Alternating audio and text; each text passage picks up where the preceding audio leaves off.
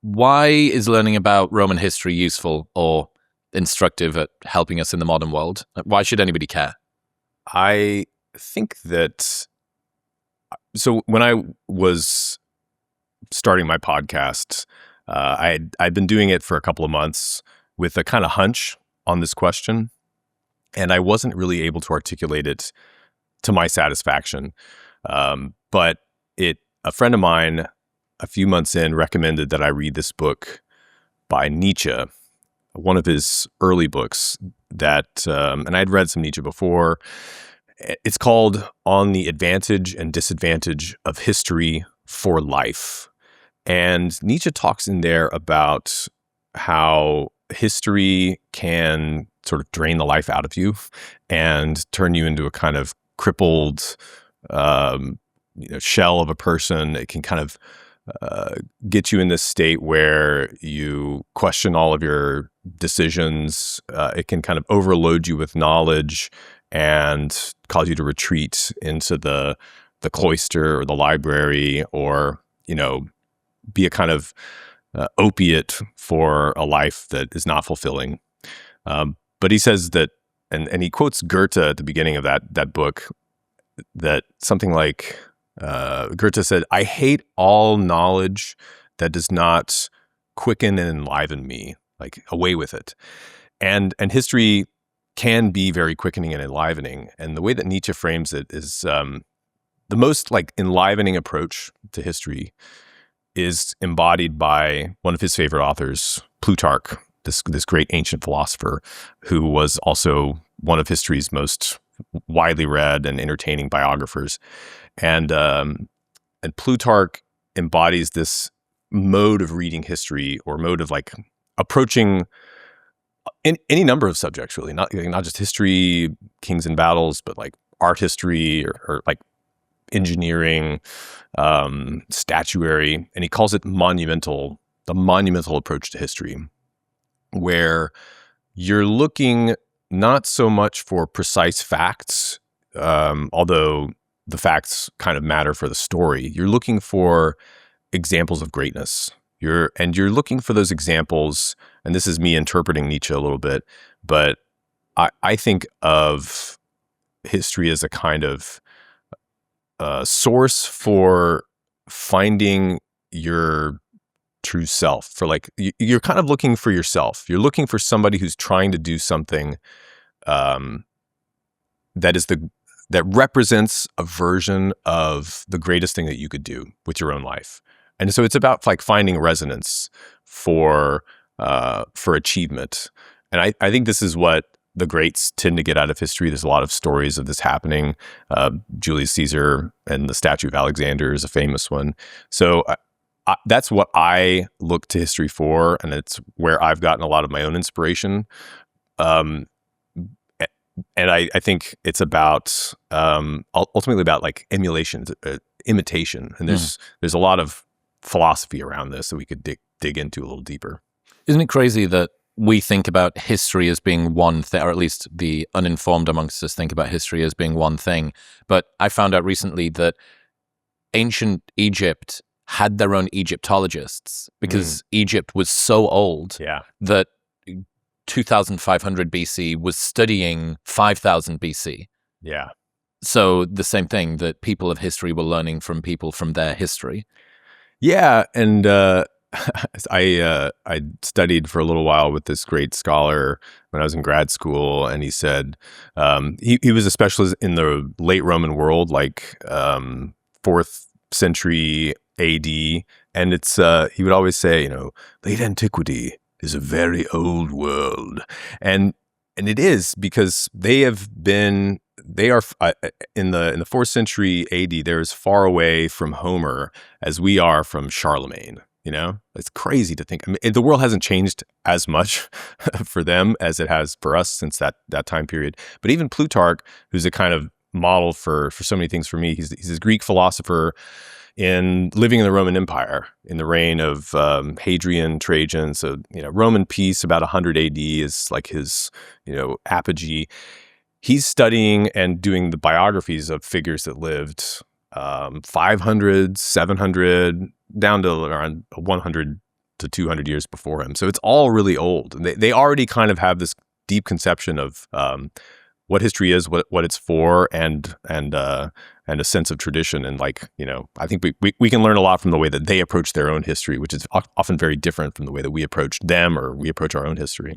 What about Julius Caesar? What can we learn about living a good life from him?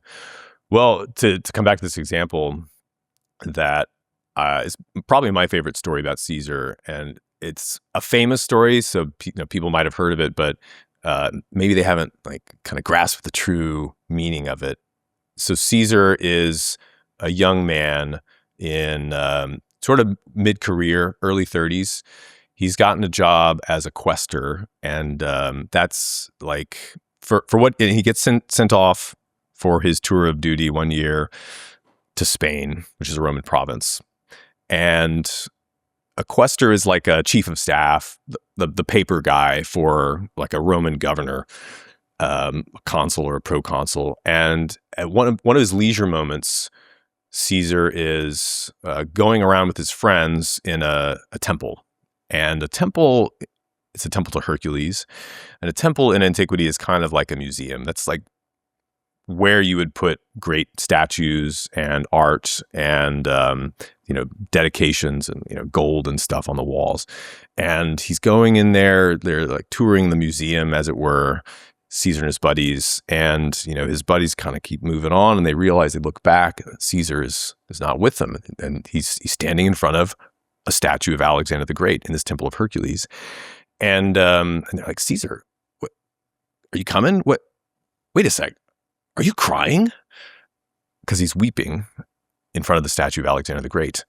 And he looks to them and he says, do you not think it is a matter for tears that when Alexander was my age, he was the ruler of so many great peoples, and yet I have done nothing worthy of great renown? And this is only one of two instances that we know of where Julius Caesar cried. The Romans weren't really into crying as much as the Greeks. I think they were a little bit more open. They were about like us. The Greeks are crying all the time. I mean, if you read Homer, Achilles is bawling and throwing ash on himself when his buddy Patroclus dies in the Trojan War. And in the Odyssey, it's like every single time somebody mentions the word Troy, like everybody just bursts out in tears, and his family's always crying for him because they don't know where he is, and Odysseus is always crying about everything. But the Romans were a little bit more restrained. So I think for Julius Caesar to cry there, it's something happened that was really significant for him. And how I read that is Caesar, I mean, he's already had a pretty promising career so far. Some great stories already have happened from early in his youth. He's a quaestor, which is not nothing.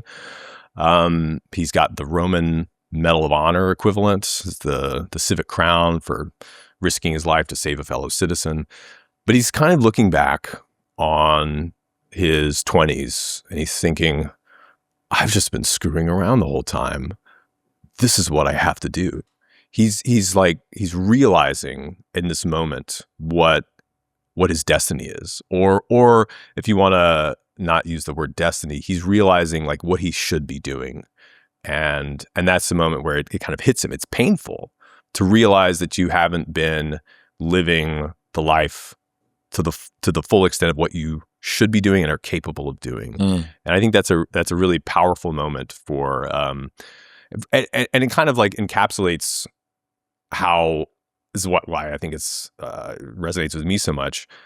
That's how we need to be approaching history. That's how we need to be approaching the greats. Like you need to be looking for that moment of resonance with somebody that just like cracks you open and like, I realize it. Now, personally, I don't have that with Julius Caesar himself. I'm not trying to do the Julius Caesar thing. And it's not every Roman who's great who had that kind of thing with Alexander the Great. I mean, that says a lot about a man, that he really sees himself as like somebody who needs to emulate Alexander. But you can definitely learn from that lesson of like trying to find that unique resonance with somebody who kind of tells you what you're supposed to be like. And I think that Caesar had this like depth to him that illustrates also. What does that tell us about Caesar's level of ambition? Yeah. Well, off the charts for sure. But I think that you can also understand a lot about Caesar's ambition from looking earlier in his childhood. So, and there's a great story on this, but I kind of give the context, like laying out Caesar's world. So he grows up in Rome, and he's from this great family. On the one hand, so he's got on his mom's side the Anci Marcii go back to the King Ancus Marcius. It's the Marcii family that go back to King Ancus Marcius. It's quasi mythical Roman king from the 6th century BC. 500 years of history on his mom's side. And then on his dad's side, they're the Julius clan, and they go all the way back to the mythic founder of Rome, Aeneas, who was the son of Venus and immortal. And so they, 1,200 years on that side. So they've got some real blue blood, but they haven't really accomplished a lot in the past few generations. They're not one of the power elite families, like the Metelli or the Cornelii. There's other families that are a lot more prominent than the Julius family. And they live in a kind of seedy part of Rome, the Suburra. And he grows up in this kind of dirty part of town. I mean, I know you worked in the kind of event and the nightclub world. Like Caesar would have been like a kid hanging out in the street playing dice with his buddies outside of a bar. The Suburra was a kind of place that you didn't really want to live if you had the better option, but every young aristocrat on a summer night liked to go visit. There's brothels and so he's in contact with the underbelly of Rome, and his family is aligned on what you call the Roman left of politics. There's two main, you can call them factions or kind of political styles, but there's two kind of main poles in Roman politics. And on the one hand, there are the Optimates, the kind of oligarchic or aristocratic faction, who stand for the ancient prerogatives of the Senate and the tradition. They tend to monopolize the priesthoods. They're all about what family are you from, who are you marrying, and so-and-so's great-great-grandfather was a consul, who are you? That whole attitude. And they're very much for the status quo.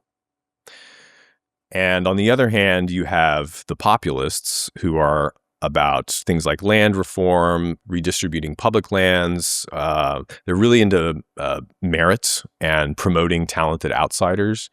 And Caesar has really strong connections there because his aunt is married to one of the greatest populist figureheads in Roman history, this guy Gaius Marius, who was an outsider himself to the Roman power elite, but kind of forced his way in by talents. He wins a number of wars for them. And so he grows up with Gaius Marius as his uncle.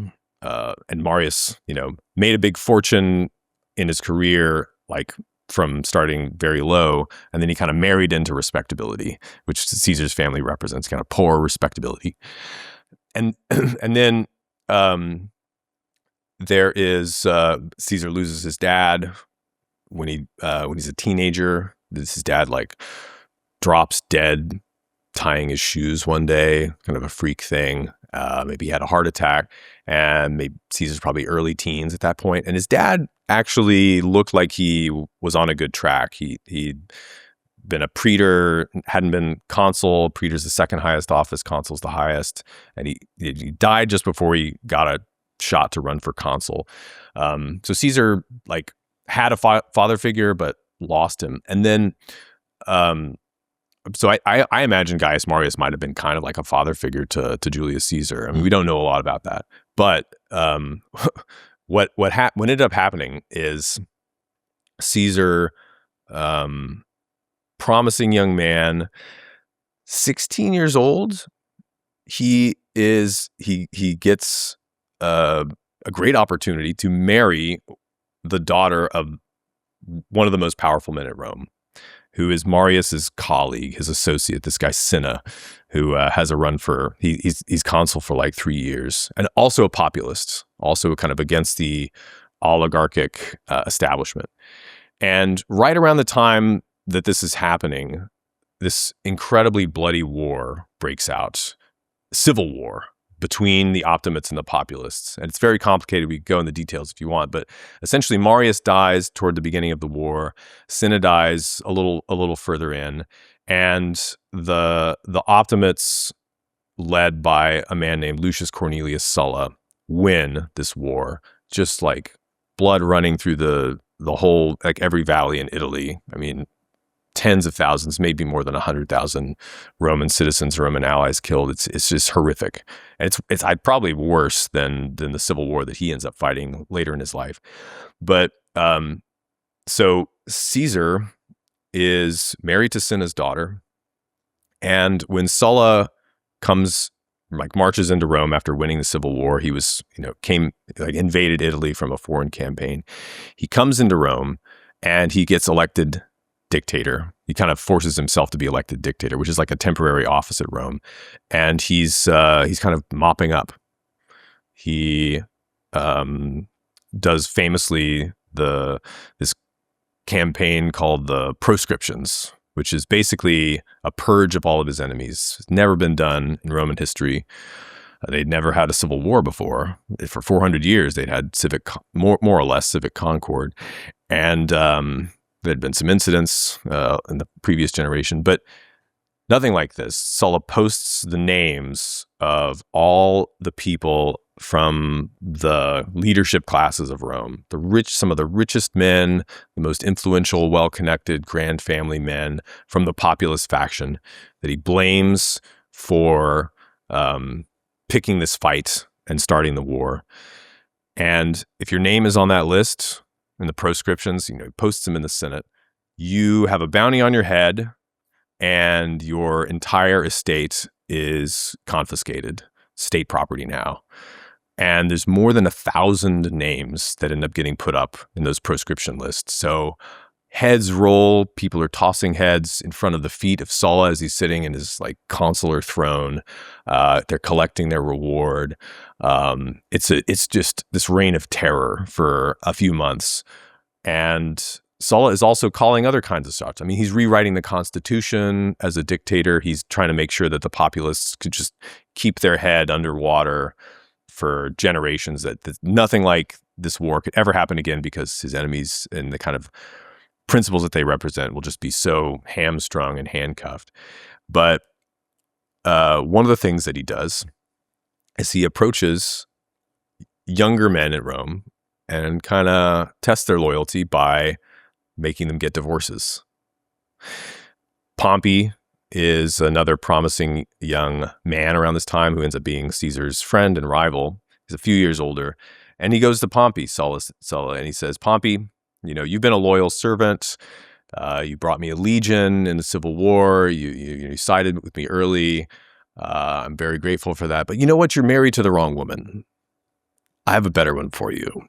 And Pompey says, yes, sir. And he divorces his former wife, and he marries whoever Sulla picks for him.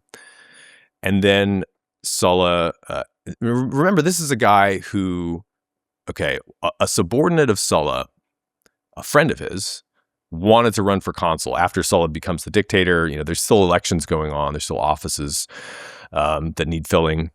This guy comes to Sulla and he says, hey, Sulla, I want to, we won the war. I want to run for consul. And Sulla's like, you haven't even been praetor. This would be a bad look. I don't think this is your year. You should stand down. And the guy says, thank you for your advice. I'm going to run anyway. And so one day, Sulla is sitting in like one of his curule chairs there in one of the public buildings, looking out over the forum, and watches as the men that he ordered to do the deed go up to this guy and murder him in broad daylight in the forum, because he defied Sulla and he tried to run for office when Sulla said no. So this is the kind of guy you're dealing with. Now Sulla comes to Caesar. Caesar's 18 years old, and he says, Caesar, you're married to the daughter of one of my late worst enemies, Cinna. He's, and you can understand his perspective. Cinna was a symbol of everything that Sulla wanted to crush. And he says, you need to divorce her. And Caesar says, thank you very much for your advice. Go screw yourself. And he skips town. He says no. And so Caesar is running through the mountains of central Italy. He's on the run. Sulla's got guys hunting him down. This goes on for several weeks. Caesar gets dysentery and, Oregon Trail style. And he just, he gets caught and manages to bribe the people who catch him to not bring him back to Sulla, but to bring him back to his family, to like his relatives and friends. And then they go and plead with the dictator, Sulla. Geez, this was really out of line on the part of Caesar. He's a young hothead. You understand. He'll be good. We'll make sure that he behaves himself. He's only a kid. Don't worry. Please, can you please spare him? Because Sulla wants to execute him. Obviously, I mean, he's got an image to uphold, right? And Sulla relents, and he says, "Very well, but you are fools if you don't see many a Marius in that boy." And so Caesar gets off. Now, why did he do that? What does that say about him and what he's got in mind for his future? All right. One explanation is Caesar's a showman. He's a natural showman. He knows if he can defy the dictator and get away with it, people are going to be talking about this for his entire life. They're going to talk about it all around town. And sure enough, we're still talking about it today. It worked as a kind of PR stunt. On the other hand, he knows that this girl is a symbol of his all of his populist connections that have mostly been decapitated. Everything that Caesar had aspired to. You think as a teenager, you got a great career ahead of you. You're the top guys in this party. The trajectory's clear, and it's all just been liquidated, turned to blood. And she's one of the last living symbols of that. And he knows that if he knows the kind of he's kind of calling his shot in a way. He's seeing a career for himself on the populist side, on the kind of revolutionary, if you will, side of Roman politics. And he's sort of building a career with this clairvoyance about where he's headed for the rest of his life, already there at age 18. And I think that one final piece of this is it had a lot to do with just family, and who he was. And he didn't want to be pushed around by anybody. And he was willing to die rather than to let that happen. And the fact that I think one of the final things that this illustrates about Caesar is Caesar was, for all that you could criticize about the guy, he was incredibly loyal to the people that were close to him, to his friends, loyal to a fault. And he was loyal to this wife, Cornelia, all the way up to her death. I can't prove this, and I wouldn't even try, but Caesar was famously good with the ladies and, slept with a lot of senators' wives and so forth, and had a lot of girlfriends on the side. But we don't know of any specific cases where he did that while he was married to his first wife, Cornelia, and she ends up being the mother of his only daughter, his only child up until the very end, Julia. But I think that it was something about proving loyalty to that woman. But I think you see in that, to answer your question about, what are his ambitions? They're grand already. You can see that in him as a young man. He knows he's destined for something big. He's smart, talented, handsome, and so forth. And he was gonna ride that horse as long as he could.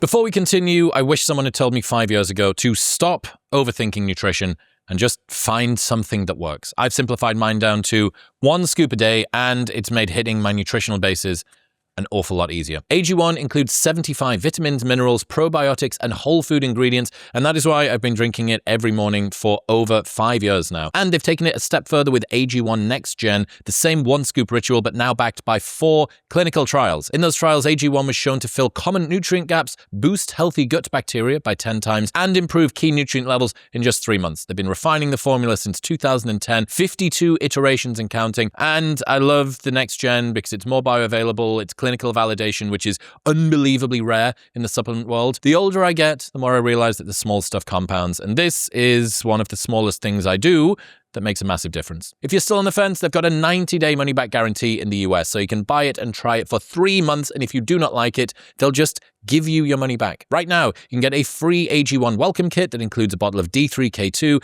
AG1 flavor sampler, and that 90-day money-back guarantee by going to the link in the description below or heading to drinkag1.com/modernwisdom. That's drinkag1.com/modernwisdom. What was that story about Caesar and the pirates? That was when he was young, right? Yeah, that's another great story. Another kind of like flash of his brilliance. So he's off cavorting in Asia, Asia Minor as a young man, and this is before Pompey cleans up the seas for the pirates, and so he gets captured by pirates, as one does during those times, and he, I think he's like on a study trip actually. At the time, so he's very young, like 20, 23, and the pirates want to ransom him, and Caesar says, "What you're asking is insulting. Like, you're asking 20 million sesterces. You need to double it. Like, you don't know what you've got on your hands here." Because I think partly because to kind of troll them. Partly because he knows that if he gets ransomed for more money, it's going to make a better story, and people are going to think more of him. Because, like, the Greek word for honor is time. It means price. It's literally the price that your comrades would be willing to ransom you for if you got captured. Like, it's quantifiable. It's very quantifiable. Like in Homer, we think of honor as this abstract thing, but it's like, how much are you really worth? You could put a number on that. So Caesar kind of gets that. He basically bids on his own auction. Yeah, right. Yeah.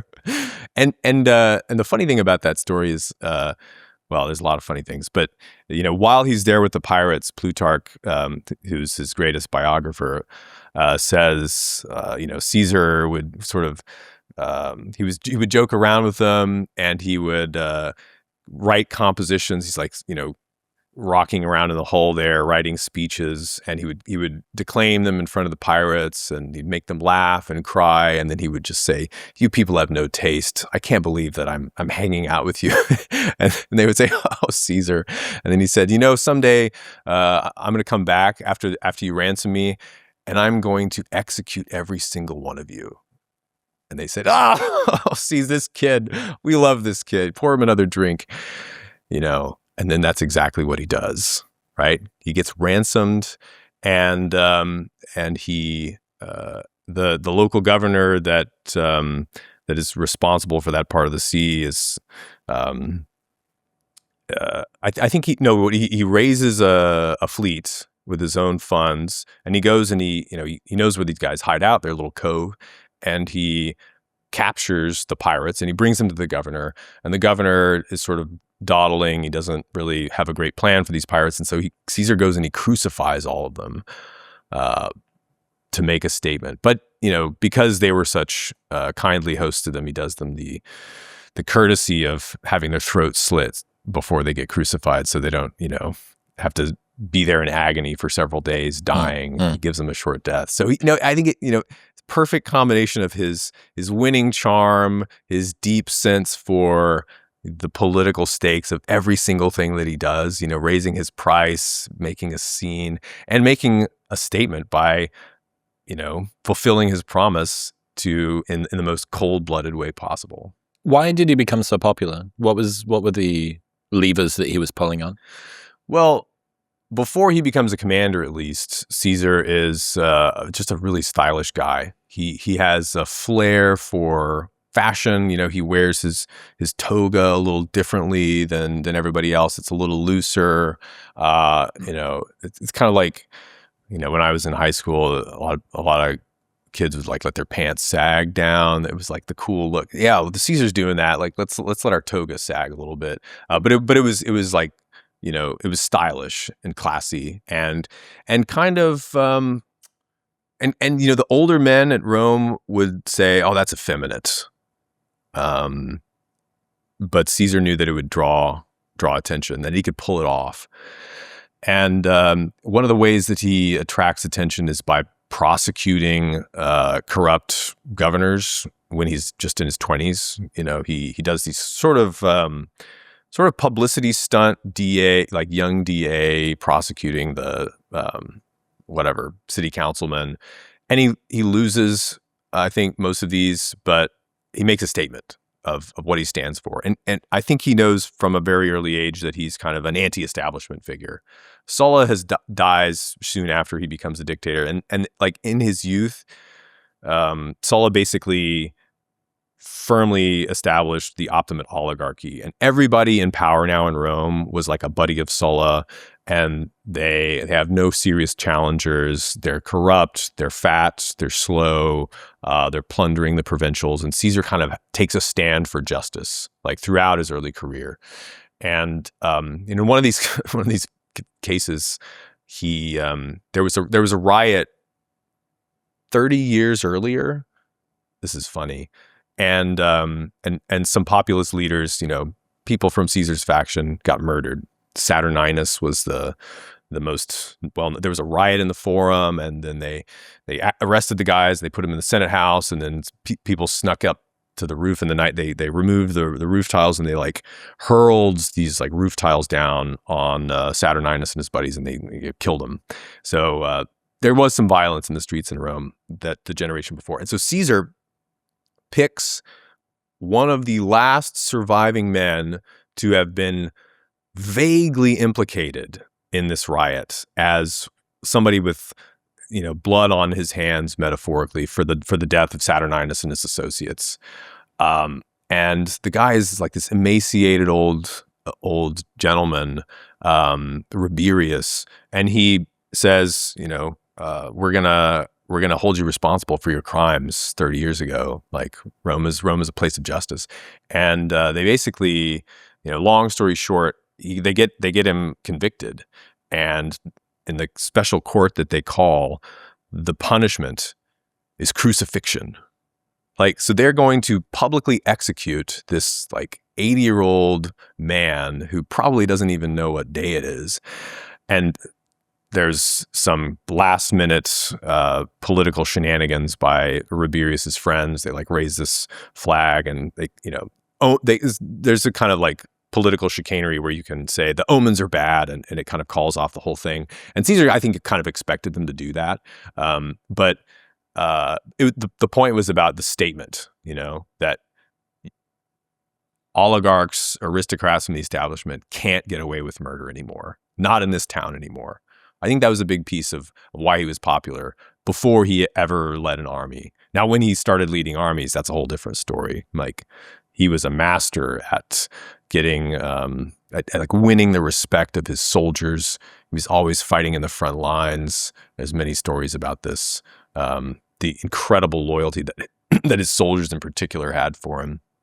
But he was kind of a playboy in his youth, and he just was a fun guy to be around. He's always giving gifts. He's in debt all the time, up to his ears, and he somehow always finds a way to pay off his creditors.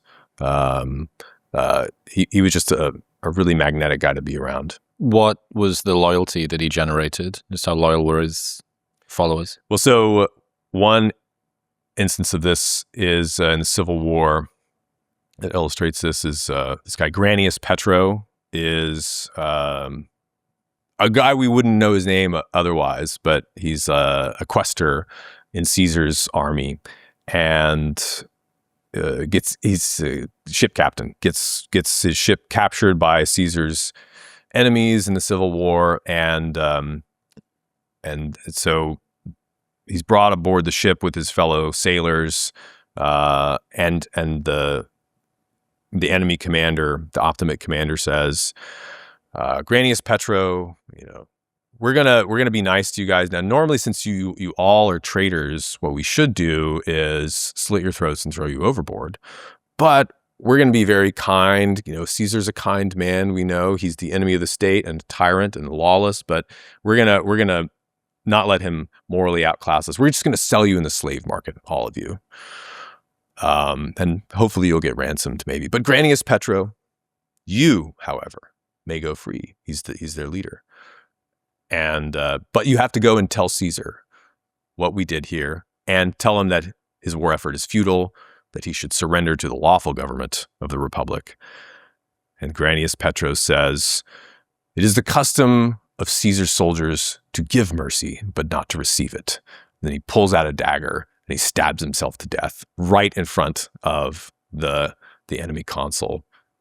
That's the kind of loyalty that Caesar had. Like, this guy would rather die than, be ashamed by letting his enemies spare him. Another great instance, the Caesar's soldiers had this incredible endurance throughout all of his campaigns. They're willing to fight for him to the death. Stories about soldiers getting shot in the eye, shot in the arm, shot in the leg, taking hundreds of blows, and then they don't leave the fight. They just have to be dragged away by their companions. One instance, again later from Caesar's career, he's fighting this great kind of trench war, siege war with Pompey. There's like a 17-mile wall that he's built around Pompey's camp to wall him into the coast in Greece, and Pompey's built another counter wall. So that it's this dragging long siege warfare, and the supplies are getting choked. Caesar cuts off the water to Pompey. The animals are starving and dying in Pompey's camp, but Caesar's even in worse straits because they've eaten. He's got 20,000, 30,000 men. They're just eating all the food in the area. They're like running out of food, and they're having to go and collect weeds and bake them into these horrible, disgusting cakes and just eat them. And at some point, Pompey's guys have enough food and water personally, even though the animals are dying. They call over to Caesar's men across the wall. They say, hey, Roman, getting hungry over there?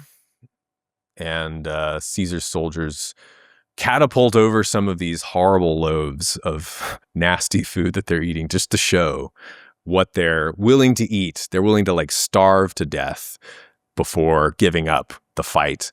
And one of these cakes, imagine like a cow patty. One of these cakes is brought to Pompey, his enemy, the commander, and he says, "Good God, we are fighting with beasts." And they go to Caesar and they say, "We would rather eat tree bark than surrender." And how was he able to generate that? He fights in the front lines with them all the time. He risks his life right up there with the centurions. He knows all the centurions in his army by name. There's like one centurion for every 80 men, and he's got an army of 30,000. He remembers their names. He takes the time to do that. He also he's very generous with gifts, and what he'll do is he'll eat the same food that they eat. I don't know if he ate those cow patties, but I imagine he did, because he had this habit of if the olive oil was rancid and there was good olive oil, but the troops were eating the bad olive oil, he would eat the bad olive oil. If his troops are sleeping on the ground, if his officer corps, he's always going around like lightning speed, blitzing around the campaigns, and often they have to stay in weird places. If his officers are sleeping on the ground, he'll sleep on the ground. He'll give one bed. We'll give it to the weakest of us, which is not me. So he's always there with them. But he's also he's very lavish with these guys too. Like his what he does amass a lot of money when he's conquering Gaul, for example, but it's always only to give it to his friends. to give it to the people of Rome, to do something with it. He always sees money as a tool, and riches as a tool, and gifts as a tool, to like win, to bind people closer to himself. Because this is where his real power lies, and this is where I think in general real power lies. A quick aside, most people think that they're dehydrated because they don't drink enough water. Turns out water alone isn't just the problem. It's also what's missing from it, which is why for the last 5 years, I've started every single morning with a cold glass of Element in water. Element is an electrolyte drink with a science-backed ratio of sodium, potassium, and magnesium. No sugar, no coloring, no artificial ingredients, just the stuff that your body actually needs to function. This plays a critical role in reducing your muscle cramps and your fatigue. It optimizes your brain health, it regulates your appetite, and it helps curb cravings. I keep talking about it because I genuinely feel a difference when I use it versus when I don't. And best of all, there's a no questions asked refund policy with an unlimited duration. So if you're on the fence, you can buy it and try it for as long as you like. And if you don't like it for any reason, they just give you your money back. You don't even need to return the box. That's how confident they are that you'll love it. And they offer free shipping in the US. Right now, you can get a free sample pack of Element's most popular flavors with your first purchase by going to the link in the description below or heading to drinklmnt.com/modern wisdom. That's drinklmnt.com/modern wisdom. What was the relationship between him and Pompey? Because you said previously they were sort of loosely affiliated and then they do the triumvirate. So instead of trying to beat them, he actually decides to do that thing with Crassus and Pompey. What's the arc of his big enemies across his life? Yeah. So Pompey is, they're friendly for most of their career. And Pompey is a kind of moderate populist. Pompey mostly wants to, in his early career, he's fights for Sulla, but soon after Sulla dies, Pompey he's not really into politics that much. He mostly wants to just get himself sent off as commander of Rome's armies to fight all kinds of wars, because I think that's his happy place. Pompey is an excellent administrator. He's great at logistics. I think he's kind of a big guy too. And so Caesar helps him a lot in his early career to get these extraordinary commands, is what they call them. Like Pompey doesn't hold office until he's 35, and usually to become consul, which is what he becomes, you would have to have like, a whole sequence of offices. But Pompey's he's just the golden boy. Pompey is he's got this combination of charm, and he's got this boyish look. He's got this little quiff in his hair. He kind of looks like Alexander, and he kind of models himself off of Alexander the Great. I mean, Caesar and Pompey both are like Alexander stands. And but he's also got this ruthlessness to him too. They called him the Kid Butcher when he was younger. The Romans just loved this combination of cold-blooded forcefulness, brutality, even in a controlled way, and then boyish charm, which Pompey had. But the way that they really get into cahoots in the first triumvirate is, so even though Caesar's kind of friendly with Pompey, helps him out here and there, he's not like really tight with Pompey. Who he is tight with is Crassus, the richest man in Rome, another fascinating figure that I did a biography on the Cost of Glory. Crassus finances Caesar's career. He's basically the one holding the note for all of Caesar's colossal political debts.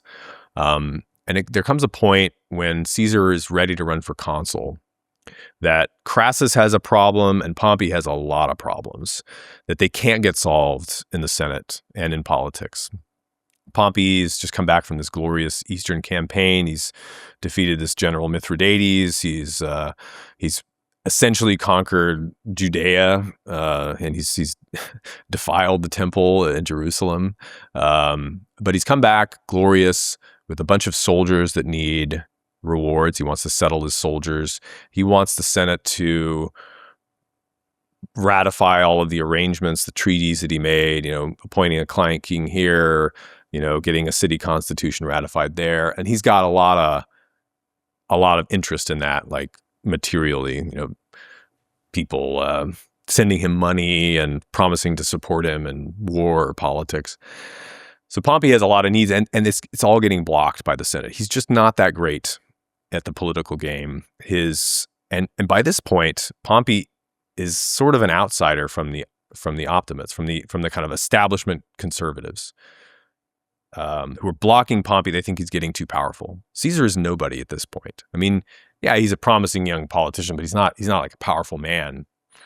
So we talk about the triumvirate, but it's Caesar brokering a deal with Pompey, and then Crassus, on the other hand, has some tax breaks he wants for his basically his portfolio companies, who are equestrian tax collectors, and they can't get it through the Senate. Both Pompey and Crassus are outsiders to the Optimate establishment.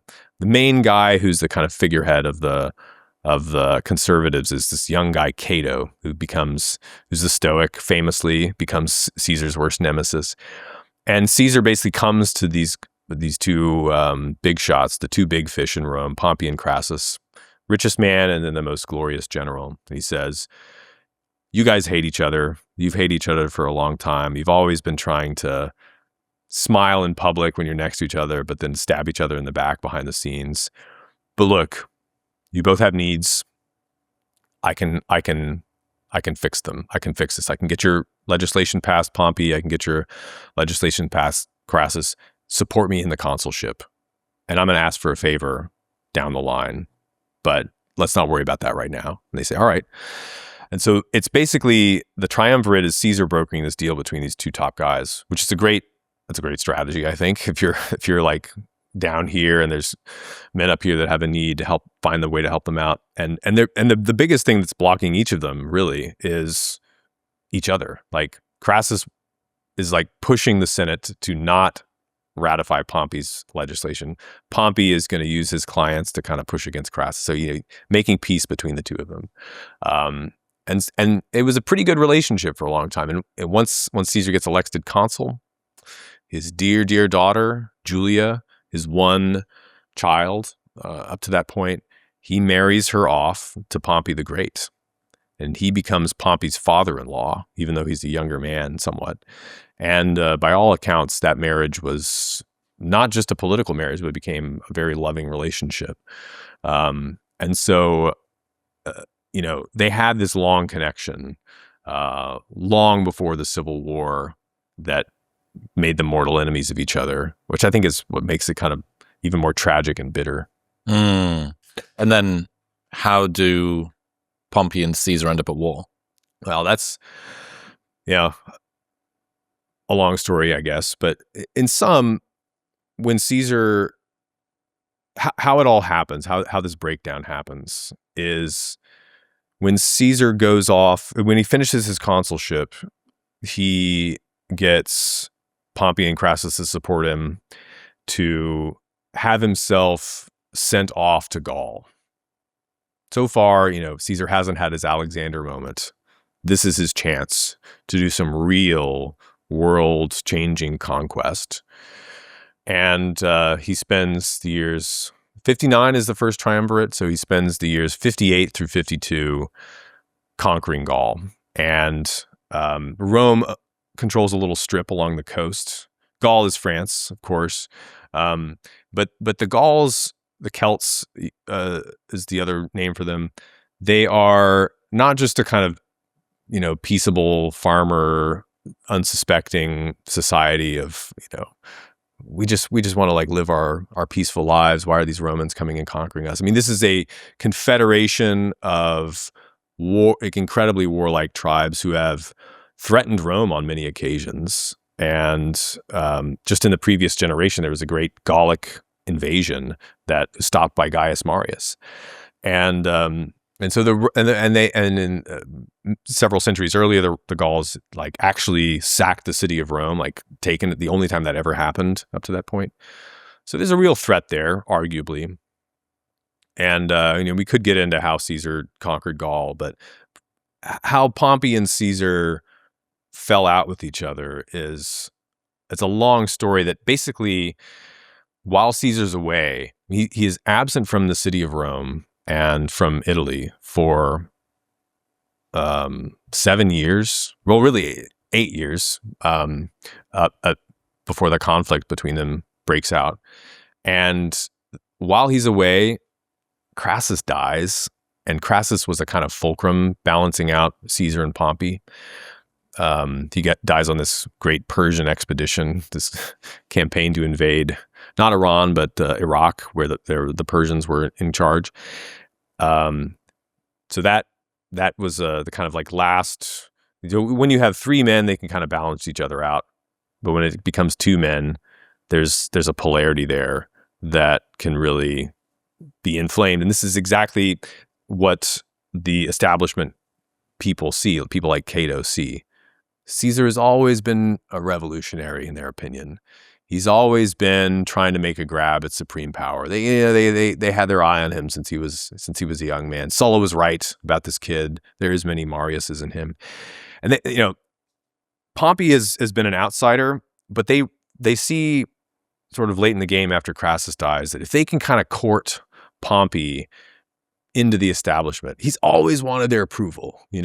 Pompey has always just wanted to be this glorious general, welcomed by the blue bloods, the great families, and they've never really had it. And so they see their chance, Cato and company.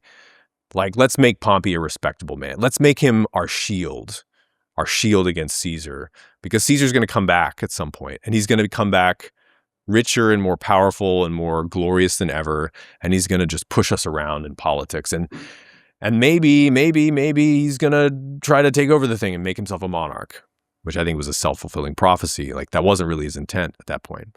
But basically they say, Caesar, it's like 51 BC at this point. Caesar's been in Gaul for 8 years. He's got so many well-trained legions,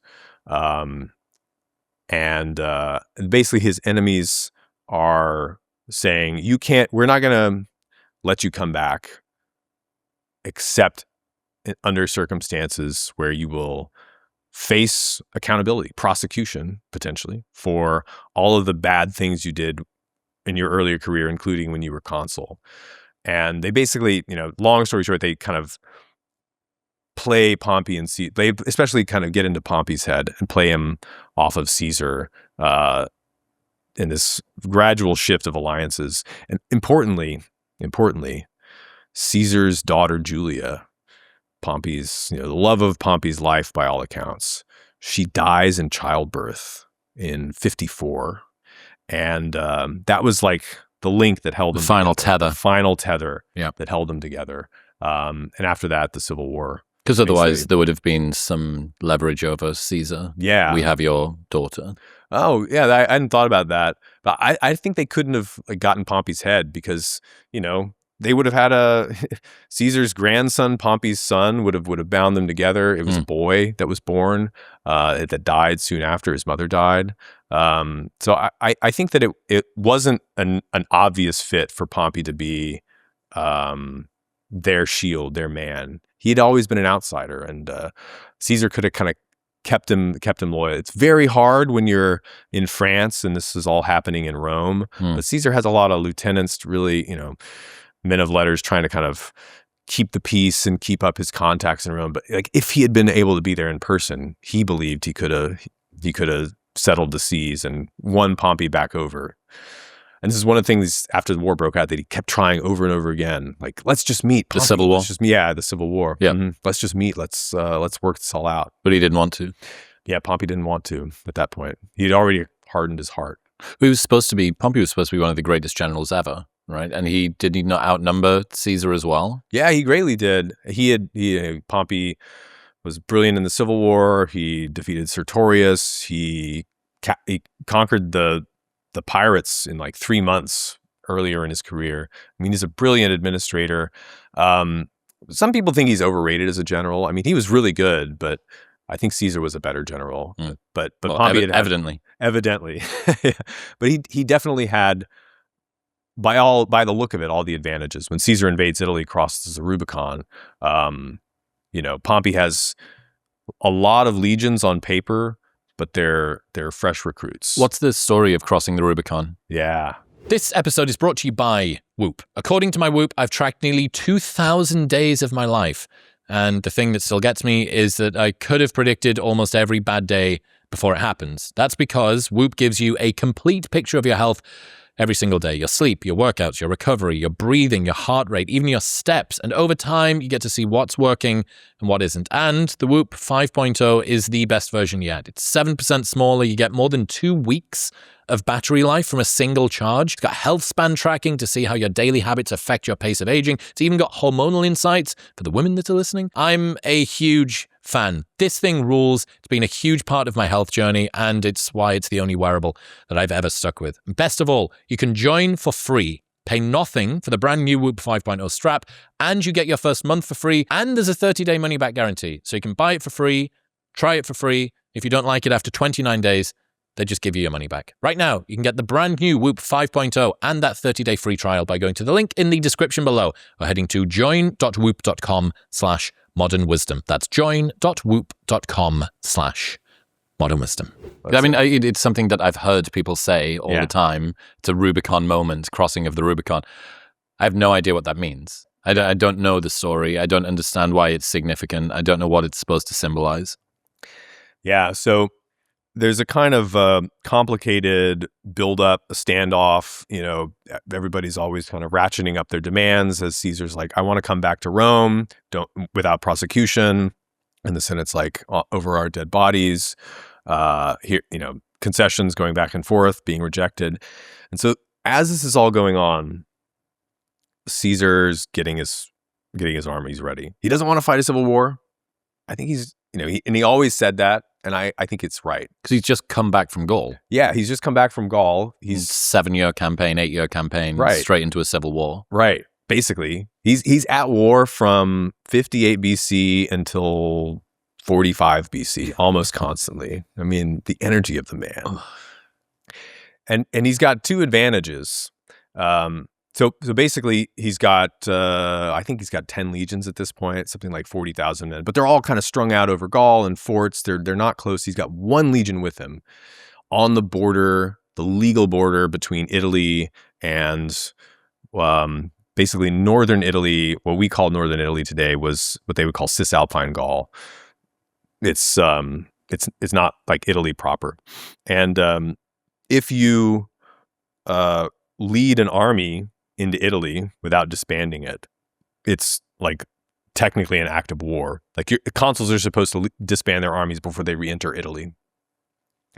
And so the border between Cisalpine Gaul and Italy proper is the Rubicon River.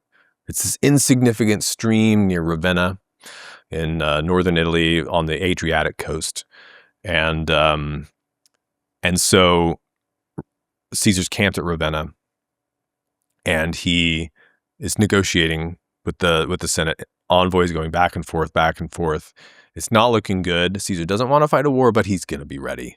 He's not about to pretend like this couldn't happen. I think Pompey wasn't really ready for it. But so he's got 1 legion there with him at Ravenna. Not a lot of men. 4,500 men or so. And at this final moment, the negotiations break down, and the Senate declares him a public enemy. They say Caesar is he's not responding to our demands. We've had enough. And they officially basically declare war on him. And the moment he gets that advice, the very next day, actually he knew what he was going to do the next day, but he pretends like nothing's happening on that day. He's just going to go about his business in Ravenna. He goes to the gladiatorial shows. He inspects his troops. He has dinner with his friends. It's just a normal day, no big deal. But he secretly sends the order out to his troops to muster. And he finds his way to the Rubicon. He apparently gets lost in the woods because it's dark. I mean, there's all these kind of elaborate tales about this.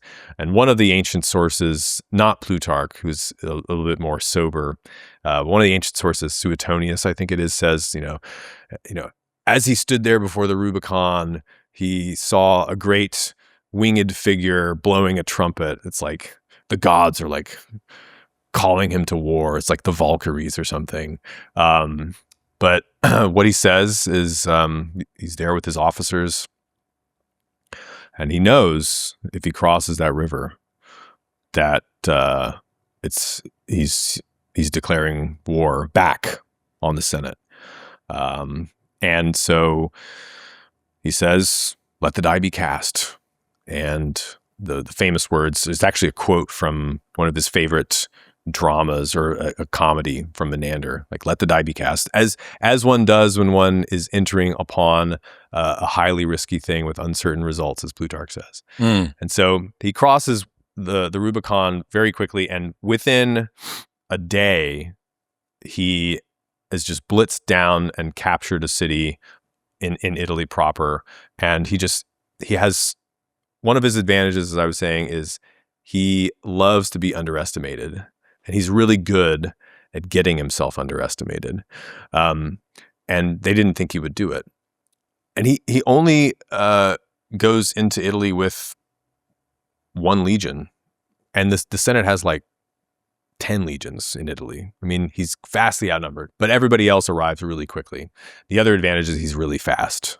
And so he blitzes through Italy, and pretty soon Pompey and the Senate decide they've got to get out of there. They've got to rethink their grand strategy, and they go to Greece to basically muster up and collect a bunch of ships and a bunch of troops in the east, and come back and reinvade Italy and destroy Caesar. But it doesn't work out that way. Why? Well, they were hoping. They knew that Caesar didn't have any ships. Basically, he doesn't have troop transports. So he's not able to cross over and catch them and take the war to Greece. He's not able to draw on his great advantage, which is speed. And they're hoping to essentially kind of blockade Italy and starve him out. Rome, if you blockade Rome, the people will starve quickly because they're getting the majority of their grain from places like Sicily, North Africa, not yet Egypt, but it's the biggest city in the world at that point, at least in the West, 1 million people maybe. And you can't get that much grain in from the countryside on carts, So they bring it in on ships. So they're hoping to basically starve the people of Rome and make Caesar really unpopular. And so he doesn't have ships. He can't go catch them. So there's also Pompey's got guys in Spain that start up holding out against Caesar, and Caesar's only controls Italy and Gaul, and so he has to go fight a war in Spain first before he can go catch Pompey in Greece. And basically by leaving Italy rather than settling it then and there, his enemies are essentially saying they're willing to make this a world war, which is exactly what happens. There's a war fought in Spain first. Caesar comes and he defeats them in Greece. Then he goes to Egypt. There's another war there. Then there's another war in Asia Minor. Then there's a war in North Africa. And then there's the final kind of embers of the war in Spain. I mean, he visits every single province in the Roman Empire and carries war to almost all of them. Wow. Yeah. You mentioned Egypt there. What's the story of Caesar and Cleopatra? Yeah. Well, so fast forward, Caesar's first campaign is in Spain. His second campaign in the Civil War is in Greece, where he defeats Pompey at the Battle of Pharsalus, which is should have been the last battle, should have been the decisive battle. And Pompey flees and makes his way to Egypt. They don't know where he went for a while, but Caesar finally figures out he's gone to Egypt because Pompey has friends there. And as soon as he gets on shore, actually he doesn't ever reach the shore. He basically comes up with his warships, and the Egyptians say, "Oh yes, we're really glad to see you, Pompey. Come ashore. We've got the whole reception ready for you. Just get in this little boat, and there's reefs that a big ship like yours would probably founder on. So just trust us. We're gonna get you in this little boat and take you to shore." And Pompey gets on the boat. He probably knows what's going to happen. But he has no hope at this point. He's just crestfallen. He's dispirited. He thought he was going to win against Caesar. It was an upset victory at Pharsalus. And I think it just kind of shattered him. And I think I'm trying to remember exactly how they frame it. But there's a moment where the boat captain is like, come on, Pompey, there's nothing to be worried about. You can trust us. And Pompey said, if I were worried about my life, I would not get in this boat. I think he knew because on that boat, they murdered him in front of the eyes of his son, in front of the eyes of his wife, in front of the eyes of all of his friends. Once they get a little way from the warship, he never makes it to shore. They murder him. Who's they? The Egyptians. So who is they? What's going on in Egypt right now is there's a civil war happening. Egypt is ruled at this point by the Ptolemies, who are a Greco-Macedonian ruling class. Their capital is Alexandria, which is a great Greek city founded by Alexander the Great. He's everywhere, isn't he? And so there's a conflict going on between these two teenage. One is a teenager, one's a 20-year-old, siblings of the pharaoh who died. It's funny to think of these Greeks as pharaohs, but that's what they would have called them in Egypt. And Pompey was hoping that all the favors he did for them earlier would ingratiate him to the Egyptian regime. But they basically saw Caesar won at Pharsalus. He's probably going to be the winner in this war, even though it might go on for a while. What would make Caesar really happy is if we just killed Pompey and presented Caesar with Pompey's head and said, hey, we did you a favor. And if we did that, if we let Pompey live, he's probably going to try to raise an army and try to use Egypt as a base and drag on the war. And we're going to have Roman troops just ripping this place in the middle apart. of our own war. In the middle of our own war, it's going to be just a total mess. So they kind of nip it in the bud.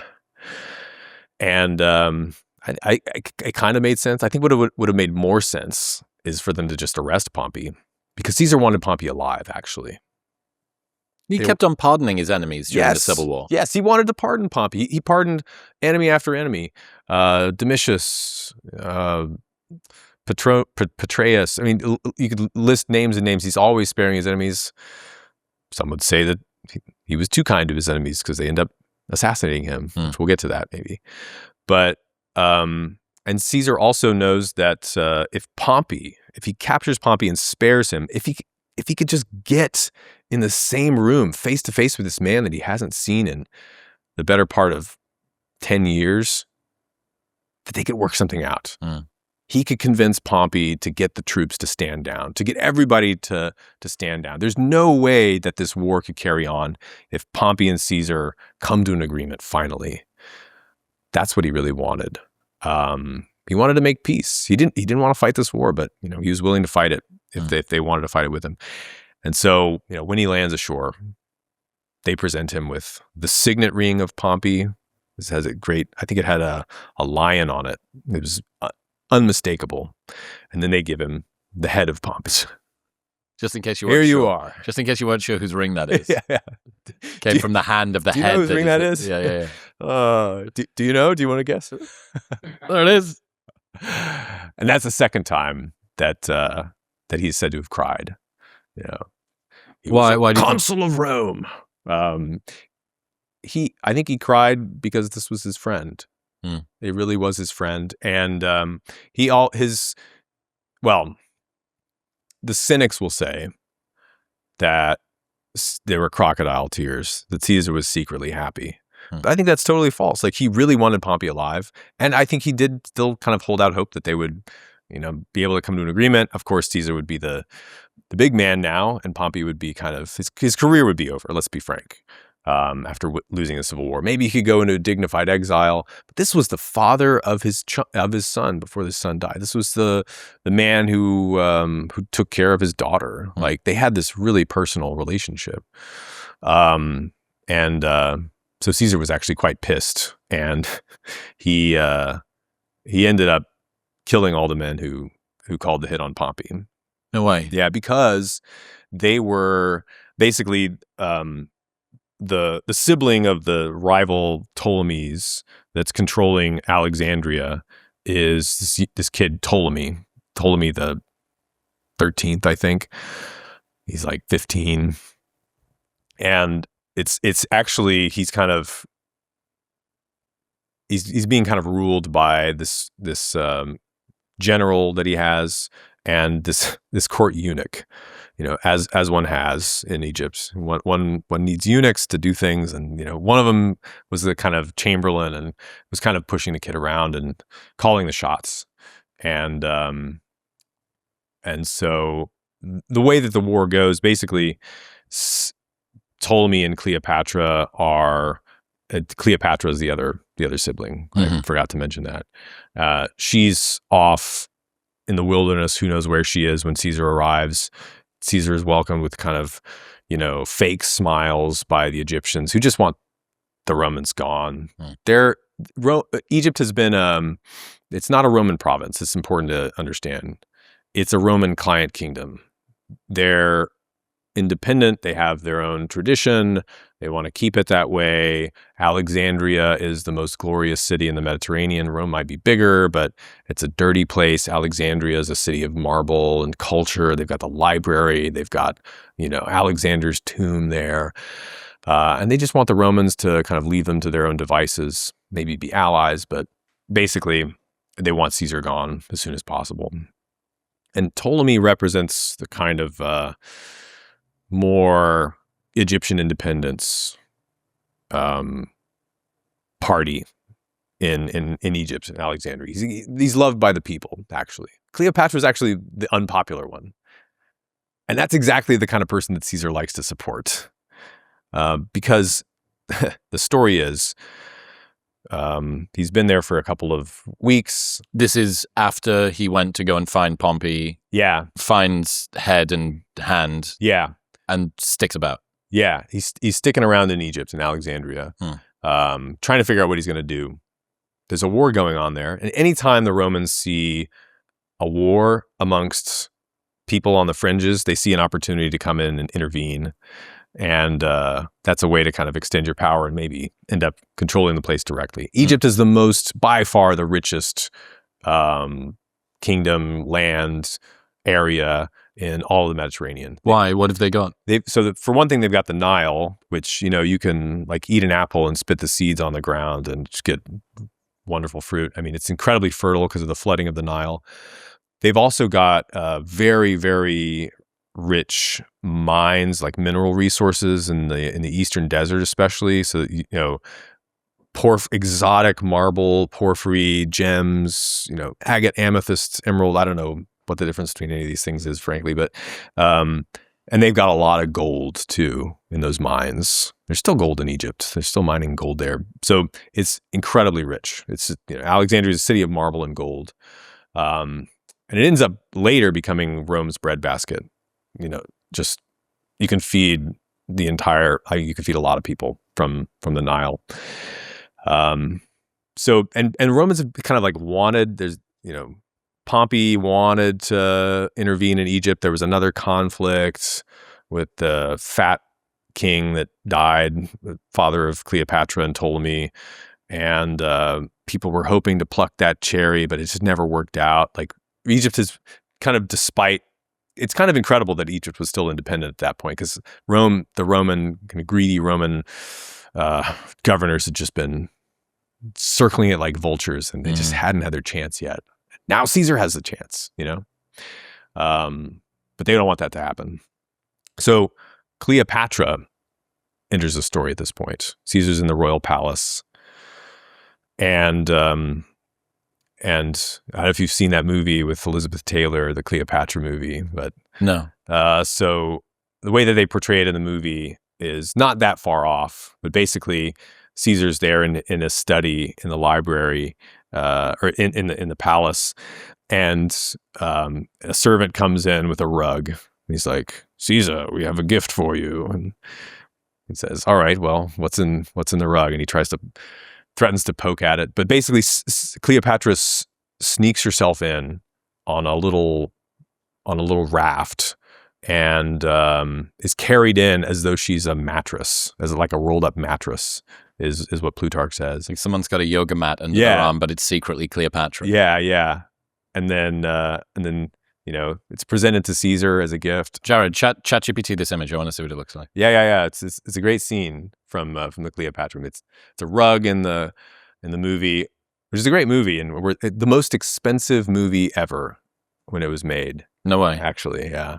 A quick aside, there is a stat that genuinely surprised me when I first heard it. 95% of people don't get enough fiber. Not because they're being careless, but because hitting your daily fiber target through food alone is actually quite hard. But that's why Momentous built Fiber Plus. See, fiber isn't just a digestion thing. It's the foundation of your gut health, which drives how well you absorb nutrients, how stable your energy is, and how quickly you recover. If your gut isn't dialed in, everything else that you're doing is working at a fraction of its potential. Fiber Plus is a 3-in-1 formula built to address digestion, gut barrier strength, and blood sugar stability all at once. And this cinnamon flavor is unreal. You might think, fiber, wow, I bet that tastes great. Well, yeah, actually it does. Doubters, I really enjoyed this. Best of all, Momentous offers a 30-day money-back guarantee. So if you're not sure, you can buy Fiber Plus, try it for 29 days. If you don't love it, they'll just give you your money back. And they ship internationally. Right now, you can get up to 35% off your first subscription and that 30-day money-back guarantee by going to the link in the description below or heading to livemomentous.com/modernwisdom and using the code modernwisdom at checkout. That's livemomentous.com/modernwisdom and modernwisdom at checkout. Okay, so she gets carried in. And, she knows how to make an entrance too. From that moment, Caesar sees like, all right, this is another show person like myself. She's 20 years old. So she's the oldest of the siblings. Speaks all kinds of languages. Obviously, she's a native Greek speaker. She speaks Egyptian and Latin and, Syrian and on and on. She's very, very charming and clever.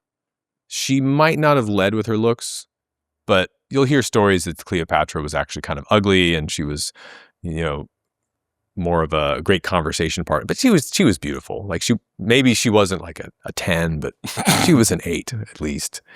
Yeah, that's a great image. See if you can do Cleopatra Elizabeth Taylor rug scene. See if that turns up some results. And she had a knack for power. Like she knows how to play the heartstrings of a man. She knows Caesar's weakness. Caesar has his weakness for smart, high status women. He's on his 3rd wife now, but she's back in Rome. Yeah. You want to play it? Yeah. The rug is such a delicate weave. If I may untie it for you. Turn it over first. But the rug is now right side up. I understand, but I wanted the wrong side up. Or should I flip it over with my sword? No.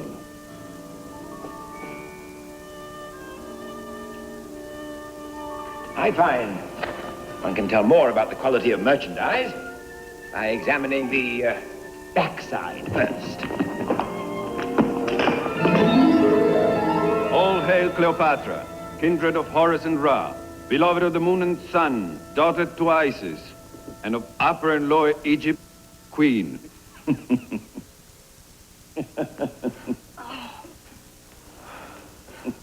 The damsel. Thank you.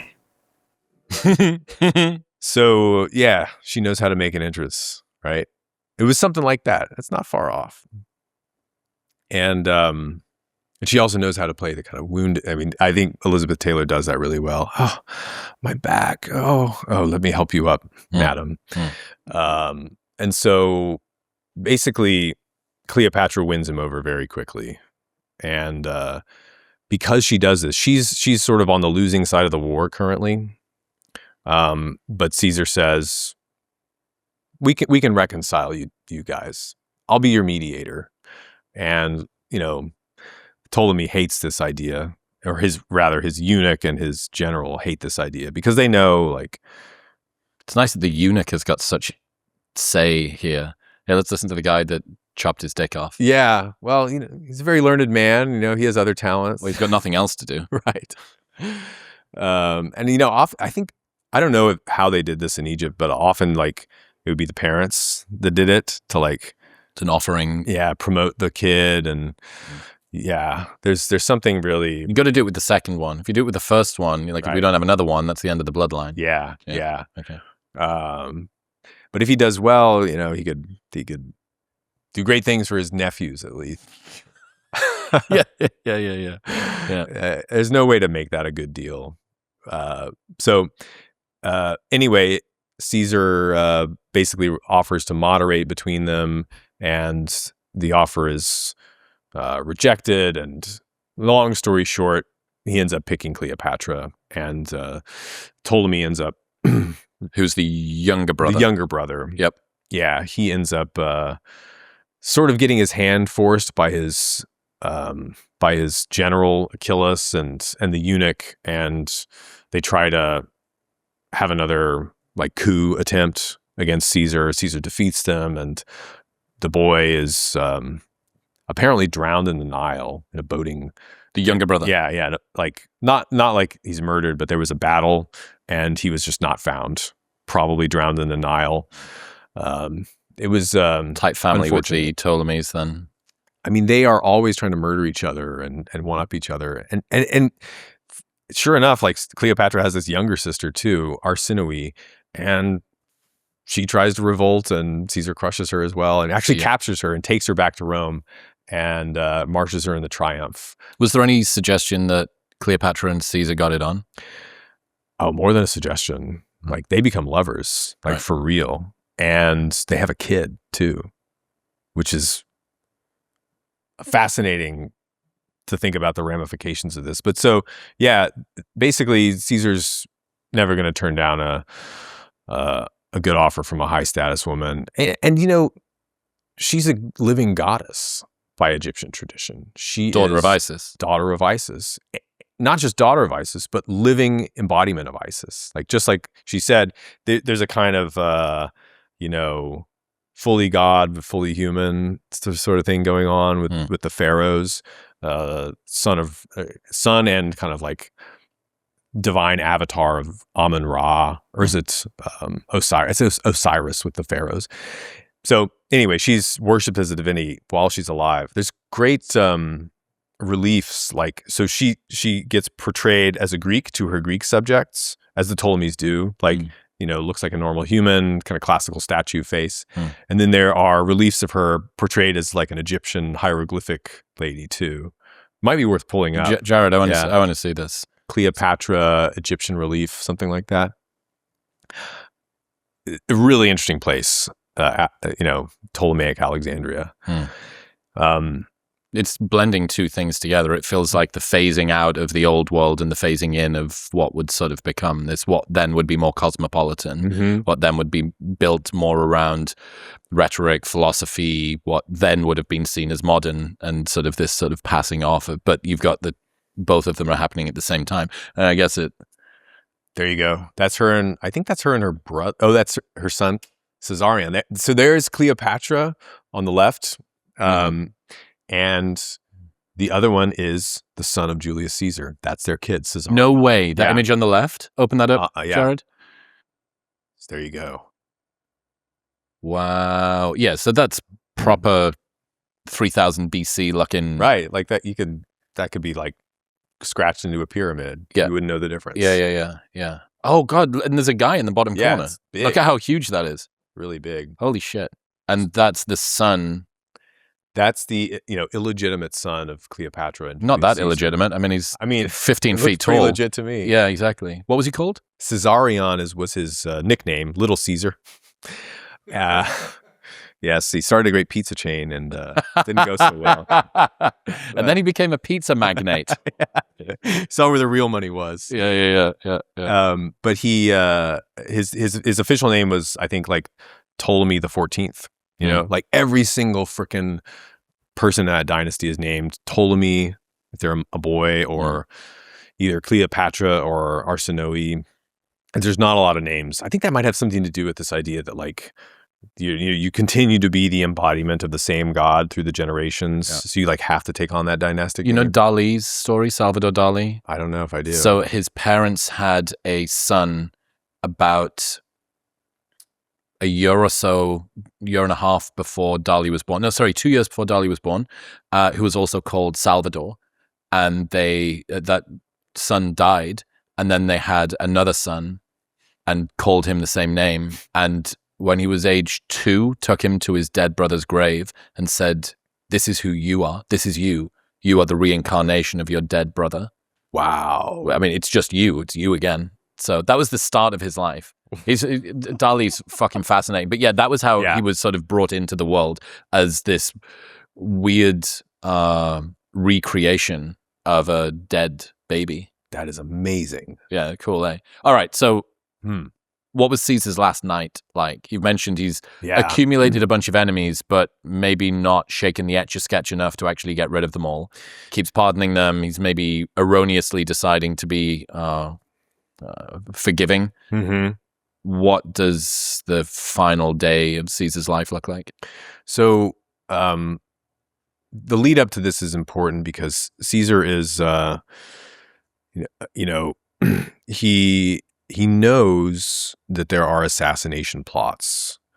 There were even assassination plots 18 months earlier when he got back to Rome finally from the African campaign where he defeated Cato and friends. And Cicero mentions this in a speech. He gives a speech in front of Caesar. He's like, "Caesar, I have heard it has been said that you tell people I have lived long enough either for nature or for glory." Because he knows about assassination attempts and he dismisses them. He says, "You know what? If they want to kill me, I've had a good run." How old is he at this point? He is, so this is 46 when he gets back, so he would be 54, born in 100 BC. And 44 is the Ides of March when he dies. So that's how old he ends up being. But, I mean, that's pretty old for a Roman. Like he's had a pretty good run so far, and but he dismisses these plots, and the information just keeps coming in. Sure and sure, people are trying to kill you, Caesar. Can you please up your security detail? Can you please give yourself a bodyguard? Like, we're begging you. His friends are begging him, and he says, "Not going to do that." That's what tyrants do. And sure enough, like this is the kind of classic mold of how tyrants seize power. Pisistratus at Athens. I mean, you can multiply a lot of examples. You get a bodyguard first. You say, "Oh no, there's threats against my life. I need a bodyguard, citizens. I just want to be your servant." And then that's how you seize power. And Caesar knows that that's the pattern. He's not going to do it. And it comes to the point where people are continuing to bring in names of potential conspirators. And Caesar says, "I've had it. Anybody bringing me more talk about an assassination plot is going to face consequences." He's like, "You're going to get fired if I hear another about you bringing me an assassination plot." He doesn't want to hear it. And I think that's because he didn't want to rule over a subjugated, cowed populace. He wanted to rule over free Romans. And he didn't want a police state. He wanted people to feel free to say whatever they wanted to say. This is clearly demonstrated by a lot of his actions. People are criticizing him. They're making jokes at Caesar's expense. There's certain lines that you don't cross, but he doesn't want to up his security detail. The very last night, the 14th of March, it's a normal day of business, busy day at work, and he's got this incredible, crushing burden of cases to hear and petitions and laws needing passing, and he's also preparing for this great expedition to Parthia. He's going to avenge Crassus. Crassus was killed by the Parthians. They captured Roman eagles about 10 years earlier. So he's just trying to get through the next 3 days to get out of town and go back to, Caesar was good at politics, but I think better at war. I think he's better at war. Yeah. Or he's equally as good at war, and it's probably a happier place for him. Even in BC times, people were still drowning in admin, is what you're saying? Oh, yeah. I mean, like the load that he's carrying, yeah, it's a universal problem. Once they invent writing, it's over. Fucking game over. Yeah. It's the email inbox of ancient Rome. Yeah. And it's funny you should mention email. So on the last night, Caesar is having dinner. As you know, he has a formal dinner every night. There's 9 seats at a typical Roman feast. You circle around on couches around a central table, and everybody kind of lies down. It's weird, but that's how they did it. And horrible for the digestion. It's horrible for the digestion, but one advantage is everybody has to have the same conversation because you're all pointed toward the center of the circle. Yeah, as opposed to an elongated table where this group over there is speaking like that and this group. Yeah. That's interesting. I remember, who was it that suggested that the size of glasses of wine were getting too big around the table? Was it maybe Aristotle? And he made a special kind of cup. And if you overfilled the cup, the entire thing drained. Oh, yeah. Basically, his problem was that he wanted to have these really interesting conversations at dinner, and people were just getting too drunk. This is before coffee came around, and there's this interesting story which before Newtonic. Before Newtonic, I mean, they should have had the nootropic toothpicks. Yeah. There's that big transition, was it in sort of the Middle Ages in the UK, where Britain started to go from just having ale houses to having coffee shops as well. And this is a boon in innovation because people aren't just pissed all the time. Right. They're just not drunk as much. Yeah. They're stimulated and they're going and getting stuff done. Anyway, I think it's Aristotle that had this issue. And his problem was, I want to go to dinner and have all of these interesting conversations, but everybody drinks their wine so fast that the conversation degenerates into nothingness. So his suggestion was to his host to make the cups smaller. He says people will drink the same number, but they'll not realize that they're having less. And it's supposed to be, I think it's like an Aristotelian cup. Jared, do a ChatGPT search. What was the ancient cup that was made to ensure people didn't overfill it? Maybe Aristotle. And it's this interesting point that, okay, well, if we reduce it down, it means that the conversational quality will be a bit better. Yeah. But I suppose if you're sat you're probably thinking of the Pythagorean cup. Pythagoras. Yeah, also called the cup of greed or greedy cup. It's a special drinking cup from ancient Greece designed so that if you fill it past a certain level, it empties completely. Isn't that cool? That's brilliant. Oh, it's because it's a siphon. Yeah, Yes, that's it's right. got a hidden siphon inside the central cup. If you pour wine below the mark line, the cup works normally. If you pour above the line, the siphon activates and the entire cup drains out through the bottom of the stem. For someone who tries to take more than their fair share, they end up with nothing. Legend says Pythagoras used it to teach moderation and fairness among workers or students, and the lesson is greed causes you to lose everything. Isn't that fucking cool? So Greek. Isn't that sick? Moderation. Yep. Wise man, Pythagoras. Well, it's funny because, I mean, and Plato's Symposium that they decide to pour the wine. They pour water in the wine often for moderation so that you drink less. But they wanted to pour the wine really, really light that night because they all got smashed the night before and they want to have like a chill conversation that night. But Cato, Caesar's nemesis, was actually known to be a bit of a tippler. Like he would often show up to the Senate kind of smelling of wine. Yep. But that would be because he liked to drink for a long time, having philosophical conversations. And it was this kind of conversation that was happening Caesar's last night. So Caesar is at the house of Lepidus, and he invites a number of people to be among the 9. Lepidus is a good trusted friend of his, and one of them is Decimus Brutus. This is not the Brutus that appears in Shakespeare's play Julius Caesar, and you too, Brutus.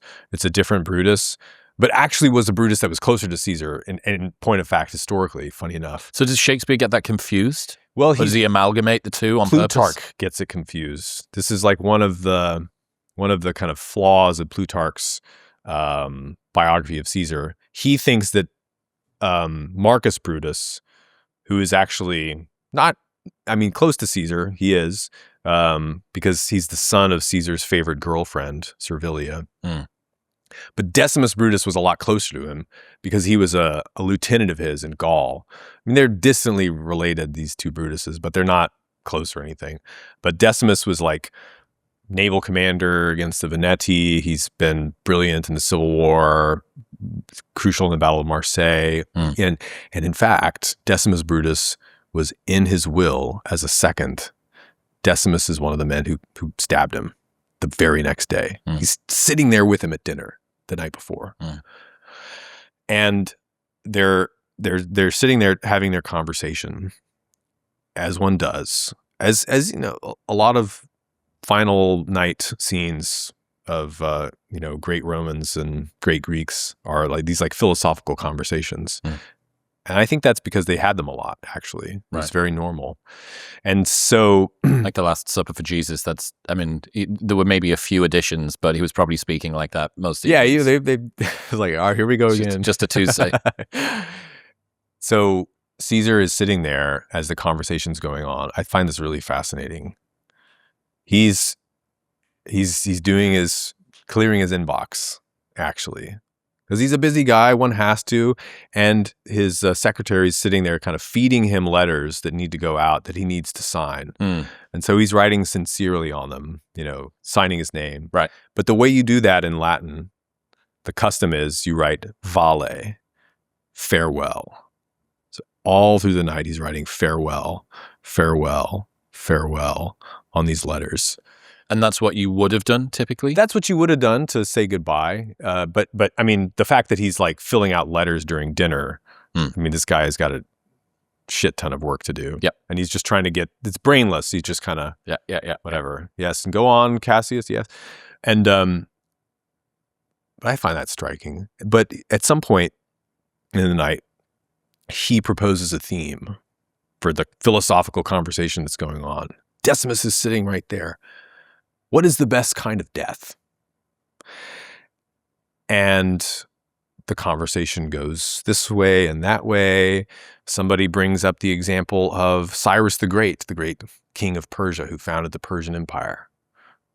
Xenophon says, doesn't he, that Cyrus made all these arrangements before his death, that he wanted to be buried in this way and this should happen and so forth after he was gone. And of course, Caesar had read this book, Xenophon's Cyropaedia. And Caesar's turn comes to him and he says, that sounds horrible. I don't want a long, slow death. The best kind of death is one that comes sudden, swift, and unexpected. What is Decimus thinking at that moment? But that's well attested that's what the conversation was about at some point that night. Prophetic. Yeah, man. And then he goes home late and bad dreams. If you've read the Shakespeare play, there's all these omens. His wife has this dream that she gets him up in the middle of the night that like wind blows open the shutters and he has to get up and shut them and calm down Calpurnia. And she had this dream that she was like holding the bloody Caesar, like looking at their house as it's like burning and collapsing.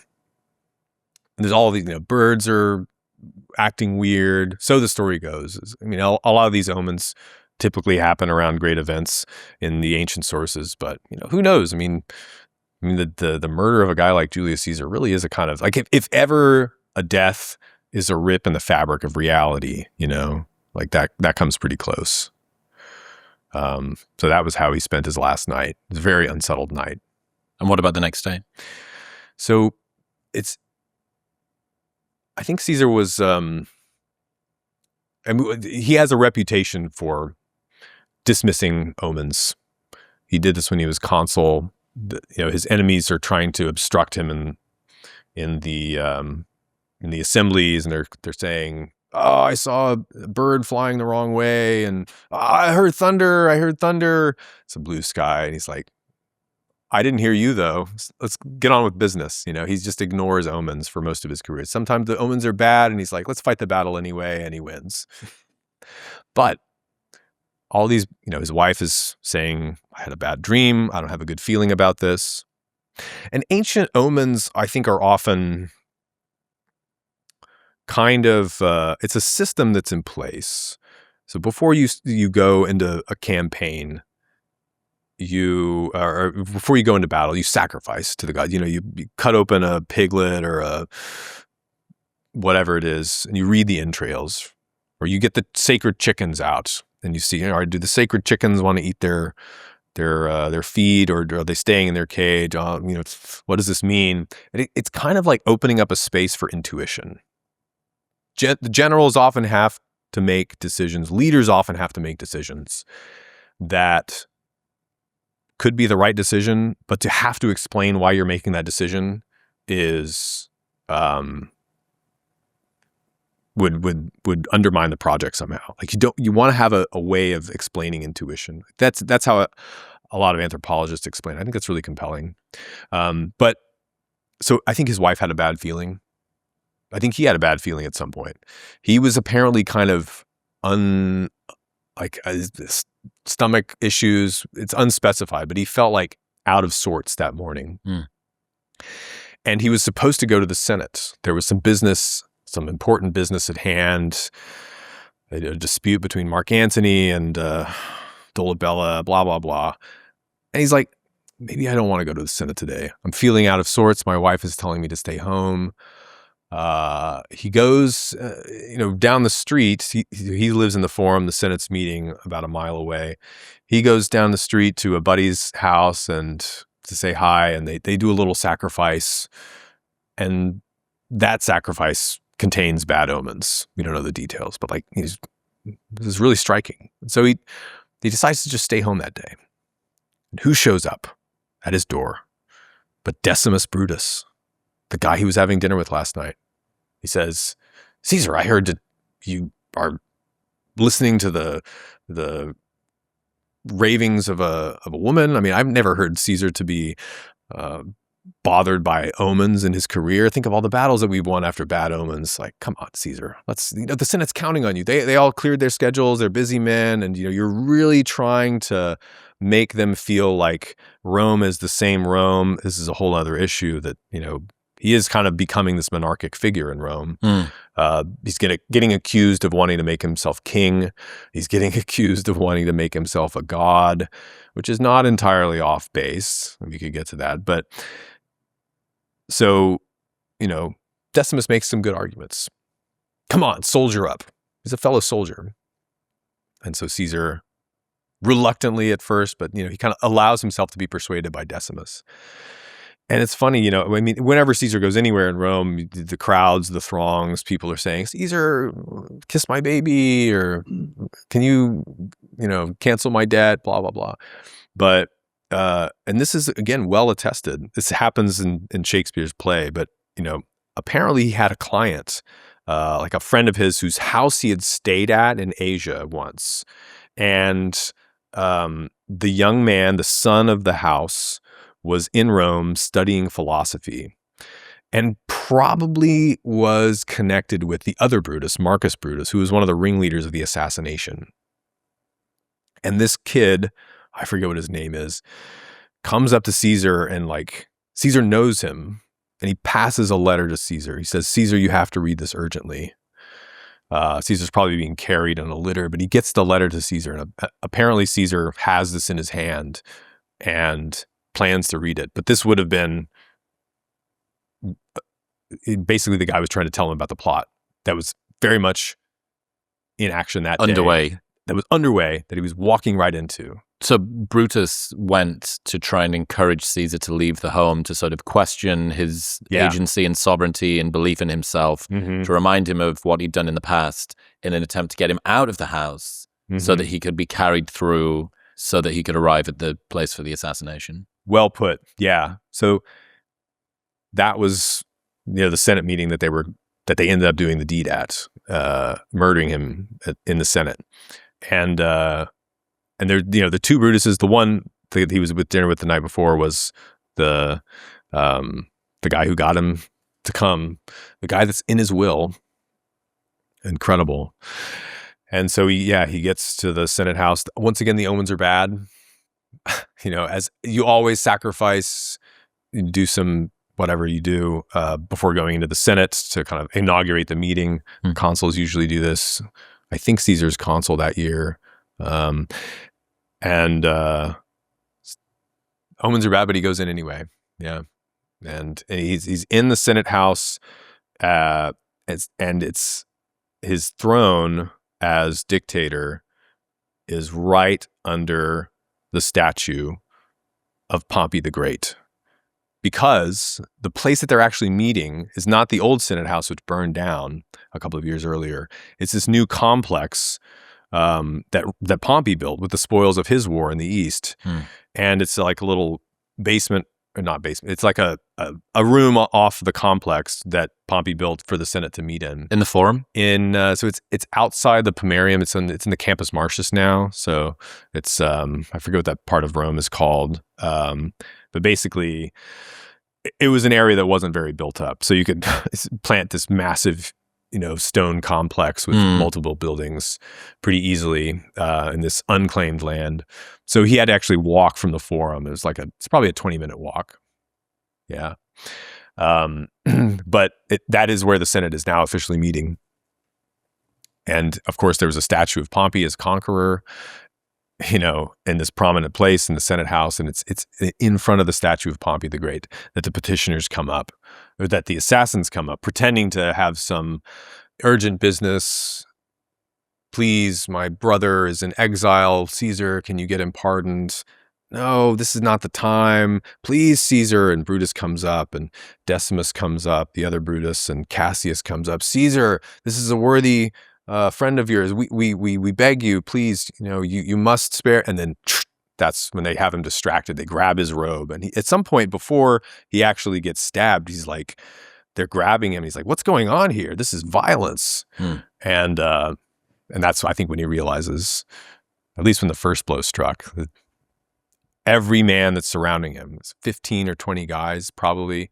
There were more people in on the plot, but some are holding the doors, keeping the perimeter to make sure. But yeah. And they did the deed. And, after they kill him, after they stab him, there is that moment. That is in Plutarch, where he turns to Brutus, the more famous one. And this is, remember, he's the son of Caesar's top girlfriend, Servilia. And he had a relationship with this kid. He was looking out for his career. He was promoting him. The kid fought on Pompey's side in the Civil War for some family reasons, but he spared him. So many of these men he's spared. And some of them are his trusted, long-term loyalists. It's not just former enemies that were spared, that were resentful. It's former loyalists. And he says to Brutus, you too, child, kai su teknon, et tu brute, as Shakespeare says. And then he bleeds out. Who knows how long it takes. But amazingly, the Senate clears out. Pandemonium. I mean, to kill Julius Caesar, this is a horrifying idea, because it really threatens to plunge the Republic back into civil war again. He's the lid holding it all down. This is why Cicero told him that he needs to have a bodyguard, because so much is at stake. If you get killed now, we're all screwed. That's what Cicero was saying 18 months earlier, and he was very much correct. And but the Senate house clears out, and he's just there alone on the floor. And nobody wants to approach him and draw close, because they're afraid that, one of the assassins will see them and nobody knows what is the potential risk of me tending to Caesar's body. And so he just lies there for hours. Yeah. And then eventually some of Caesar's slaves go in there. They can only find 3 men. It takes 4 men to hold a litter. They can only find 3 guys to carry Caesar's body back to his house. And it starts to rain on their way back, and the streets are lined. People see his arm hanging out. And he's brought back to Calpurnia. So still gets me. I mean, I think that you could say a lot about Caesar, but I do think that he managed to identify his own success, his own legacy with what he saw as the flourishing of Rome. You know, it wasn't just about his own glory, or it was, but to the extent that he felt like he was the man most responsible for whether the state survived and flourished. And so but that's not how his enemies saw it, was it? What convinced them that you needed to go? Well, they saw that after the Civil War, Caesar was unquestionably not just the first among equals, not just the first man in Rome, but like something was changing. You know, Caesar had fought all of his career to end corruption and the stranglehold of the establishment oligarchy over offices. I mean, there was incredible wealth inequality, and there's this kind of like tight clique of people that control everything, and they get to abuse the provincials at will. If they're, you know, the typical way that you rise up in Rome is by winning elections and then going out and being governor. And usually it's very expensive to get elected. And then you have to go into debt, and you recoup your money by robbing the Greeks or the Gauls or the Spaniards and taking bribes and stuff. It's a system that highly incentivizes corruption. And Caesar wanted to change that, among other things. And I think he eventually decided that this whole game that we've been playing at Rome for 450 years, since the Republic was founded, since they drove out the kings. You got to remember, the Romans have been inoculated against kings, much in the same way we are as Americans. Like, America was founded by us rejecting King George III. The Republic was founded by driving out Tarquin the Proud, who was this brutal, corrupt tyrant in their eyes.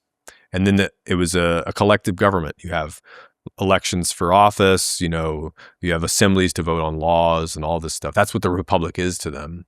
That's what Rome is to them. And this is also the game that people like Decimus Brutus, his friend, Brutus, the other Brutus, Cassius, basically everybody in the Republic, everybody in the leadership classes had been expecting to play for their whole lives, which is, this is how you get honor. You get honor by service to the Republic. You get honor by winning elections. You get honor by winning wars. But now Caesar is basically trying to kind of transition the political system into something resembling a monarchy. He doesn't want to call it a kingship.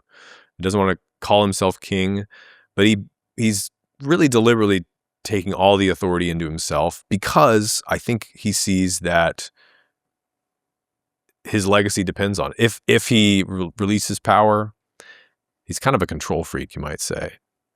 If he lets go, then it's all going to kind of dissolve again, that people are going to undo his legislation, and they're going to go back to revert to the way that things were.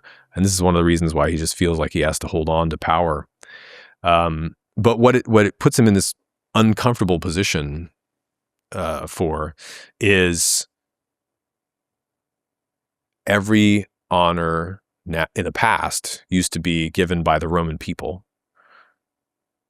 You used to have supreme responsibility as a consul. If you're going to command Rome's armies, you are the guy who wins the victory. If you win the consulship, it's because the people of Rome elected you consul, and so on and so on.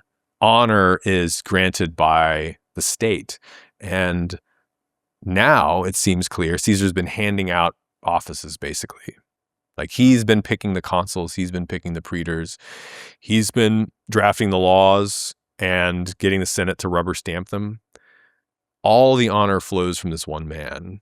And how is that not slavery in the eyes of a proud Roman? Like, the most Aristotle talked about the most difficult thing that a politician has to do, and their most important duty of a statesman is to correctly, wisely distribute honors. Because this is, for a guy like Caesar and for a guy like Decimus, for any of these super Chad Roman statesmen aspirants, the prize that you're playing for is not wealth, at least it shouldn't be. It's not pleasure. It's not like fame as such or status as such. It's honor. That's what Aristotle would say. That the highest form of the statesman, the great-souled man, is one who desires great things, considers himself worthy of them, and is correct in that judgment. And that means being worthy of great things. But what are the greatest things to desire? I mean, this is a question that's perplexed philosophers. But Aristotle what is a good says, life? What is a good life? What is worthy of desire? What does it mean to be worthy of something? And Aristotle says the highest thing that you can desire of external goods is honor. The price that you would be paid for a ransom note. Yeah, essentially. And you can desire virtue, you can desire inner peace, you can desire wholeness, you can desire wisdom, but those are all internal goods. But of the things that you can kind of strive for, it's honor. And so this is the highest prize that an ambitious man could make a career on. Pursue virtue. You need to be virtuous to be really worthy of honor, etc. But for a great-souled man, even honor is maybe a small prize because honor can be corrupted, right? Corrupt people get voted honors all the time. So I don't think that's a problem Caesar had solved. He's a brilliant statesman, legislator, politician, brilliant with people, but to get a whole political class of ambitious young men. I mean, all the guys that kill him are late 30s, early 40s. They're in their prime and they still got a lot of gas left. And they're seeing the whole game has been just screwed. I was raised to want honor, and honor is what the people of Rome give you. And now I'm supposed to do all of this stuff that I was going to do, command armies, pass laws. I'm going to all do it as Caesar's employee. Right? Never a boss, never a patron, always a client. I think that was intolerable for them. It was like a meaning crisis for them. But the situation that they did put themselves into is that for the rest of time, they would be seen as an assassin. Yeah. I mean, I guess maybe it's preferable to be a powerful assassin than a peaceful subordinate, maybe in Roman times, or at least in their version of this philosophy. Yeah. It's an interesting blend to think that it would be better to be mutinous and a rebel against somebody that was a great leader, but may have pushed the power too far compared with being a part of an existing structure that had sort of raised Rome up to be a really great empire. Yeah, at the very least, they saw more meaning in that path than the other path at the time. There was more self-determination. Yeah. Which is super important. They had a lot more agency. I mean, it's very understandable. Dante still puts them in the ninth circle of hell. Betraying a friend. Fuck. Yeah. Alex, you absolutely rule, dude. This has been so much fun. It's so great. And there's, literally 2,000 years of history that we could go through. Before we close, I got you a little gift. Oh, thank you. I don't know how much of a Roman Empire fan you are, Chris, but I'm trying to make you one. Okay. So this is a coin that I got from Kinzer Coins, which I recommend. It's Hadrian. You're a Northern Brit, right? Yep. I've been to Hadrian's Wall many a time. I figured. And, if you look at this, he's got a nice little beard. I mean, I see a little resemblance there, as a matter of fact. It says on there, Hadrianus Augustus, Hadrian Augustus. And Dude, this is so cool. it says COS on the other side. That means consul. So it was Uh-huh. minted when he was a consul. And are those stars?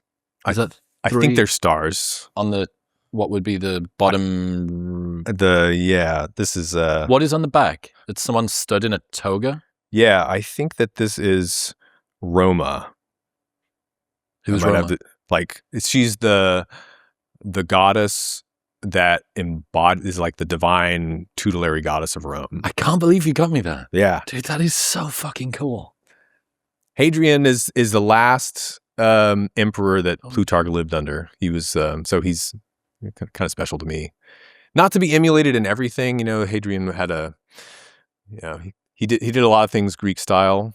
But he was a great fan of the Greeks, the patron of the Greeks. So This is so good. Yeah. And thank you so much. This honestly is, I could have sat and listened to you for the rest of the month. Where should people go? You've got so much stuff going on. yeah, Cost of Glory podcasts, wherever you get your podcasts, Spotify. I'm on YouTube too. We're trying to make more videos to the audio content. And you can go to costofglory.com, and I do other stuff beside the You podcast. have retreats and stuff, right? Yeah, we run retreats in Greece and Rome. And Do men go and reenact? Is this LARPing? Are they reenacting? we killing haven't Caesar? done a LARP battle yet.